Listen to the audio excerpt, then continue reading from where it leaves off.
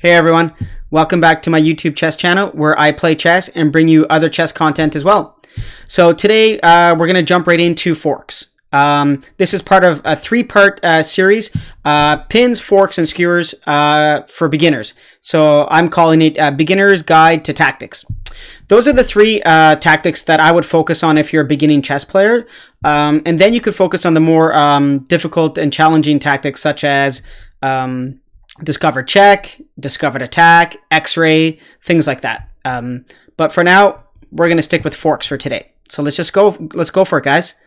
Black to play and fork. I'll give you a couple seconds. Pause the video at any point if you need time to figure it out. Okay? All right. Solution time. There we go. There's a nice fork. Notice how the black pawn is attacking the knight and bishop. White can't save both. He can save one. So let's just save the bishop. Pawn takes knight, and bishop takes back. So black is doing perfectly fine here. Moving on to the next puzzle. So I should mention to everyone, I hope you're all having a great day out there. Enjoying the nice weather before fall rolls around. Okay, next one. White to play and fork. Pause at any point, guys. All right, solution time. Queen a4 check. Did you guys all see that? So notice how this bishop is kind of just all by itself. It's kind of all alone. So anytime we put a piece on our opponent's side of the board, because the board can be divided in halves, such as across this way. So this is black side of the board. And on the other side, this would be white side of the board. So that's anytime you kind of cross that line in chess, you got to be very, very careful about your piece being undefended or falling for some kind of tactic.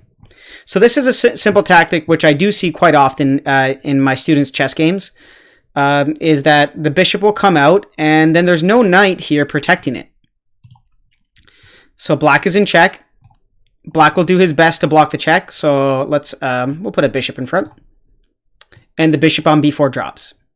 Okay, clever tactic. Next one. Black to play and fork. I'll give you guys about 5 seconds. Have a look at it. I'm going to sip some tea.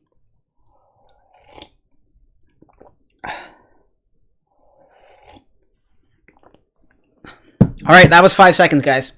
So this is from an actual very known position in the Ruy Lopez. It's a very a scholastic trap you see all the time. Black to play and fork.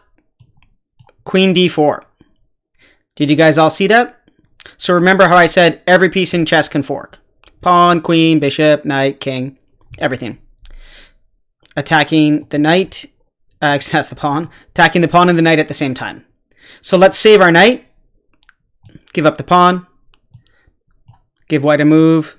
Take. Develop one of our knights. Nice square. And black is doing perfectly all right here. Okay, next puzzle. This puzzle's for black. Black to play and fork. I can see 2 forks on the board. Which ones do you guys see?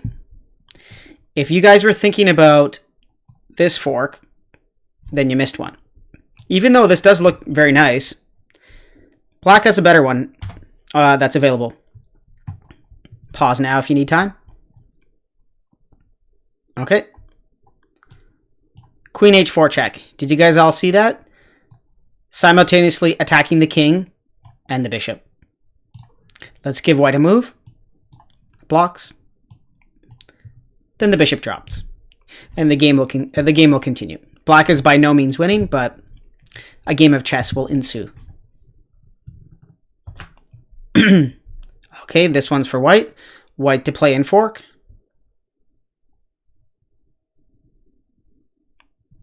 I don't think it's this pawn. What do you guys think? This pawn's definitely not forking anything anytime soon. All right, sorry for the dry humor. So solution time, guys. King g7, attacking the knight and the bishop at the same time. If we move the knight, the bishop drops. If we move the bishop, the knight drops. Kings can fork too. Okay. Another puzzle. This puzzle is for... Where is the fork on the board? I don't see it. Do you guys see it? All right, it's for white. White to play and fork. Pause if you haven't already. Okay, let's go ahead with the solution, guys. Rook e4. Forking bishop and knight. So let's save one of the pieces, because we definitely don't want to leave them both hanging there. So let's just save the knight, okay? Then the bishop drops. White to play and fork. Do you guys all see this one? I'm going to show it, guys. Queen d5, check. Beautiful king and rook fork. All right. We're moving along at a good speed here. Getting through these fork puzzles quite fast. Okay, white to play and fork. What do you see? Try to be aware of the fork tactic on the board. All right, let's go ahead with the answer. Knight b5. Notice how the knight is attacking the queen and the rook at the same time. Okay, now let's save the queen because the queen is more valuable most of the time. So we'll save the queen. Rook drops. Okay, next one. White to play and fork in this one.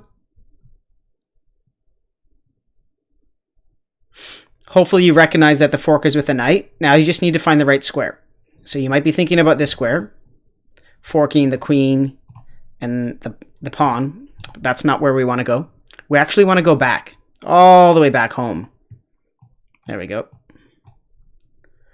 Sometimes moving the knight backwards in chess is hard to see. It could be a hard move to find to move back, because normally when we think about moving our pieces in chess, we want to move forward, push forward, attack, but sometimes seeing a piece move backwards is sometimes the best. So knight back in this situation forks the queen and rook. Let's save the queen. Then the rook drops. Okay. Another fork here. White to play and fork.